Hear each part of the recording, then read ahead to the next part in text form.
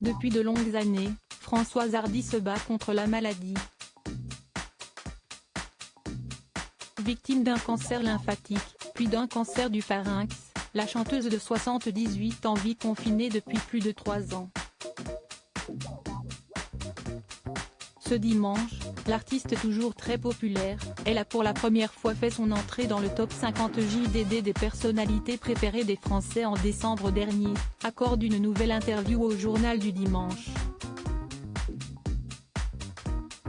Au cours de cet entretien, Françoise Hardy y évoque sa santé et les nouvelles ne sont malheureusement toujours pas très bonnes.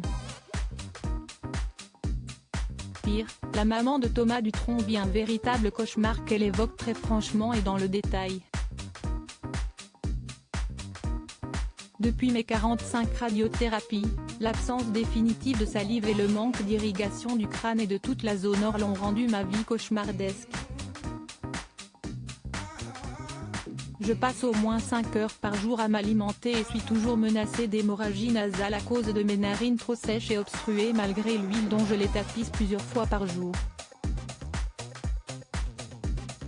Une récente hémorragie a encore plus desséché mon arrière-gorge, ce qui me vaut des crises de toux et d'étouffement, confie Françoise Hardy.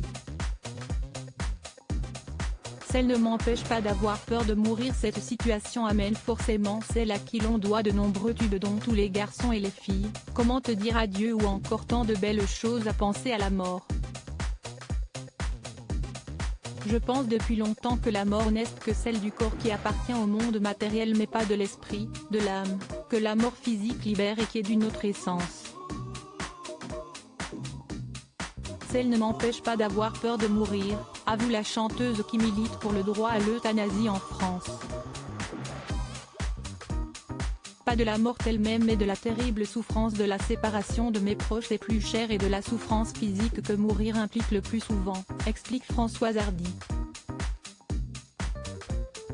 Chaque moment qu'elle passe avec son fils Thomas, actuellement en tournée avec son papa Jacques Dutronc, Françoise Hardy les apprécie.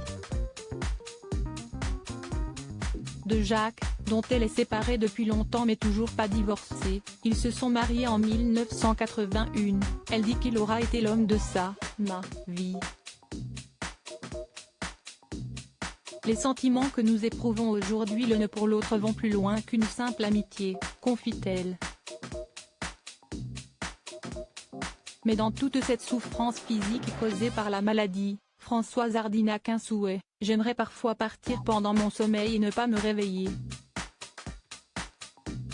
L'intégralité de l'interview de Françoise Hardy est à découvrir dans le numéro du 3 juillet 2022 du Journal du Dimanche.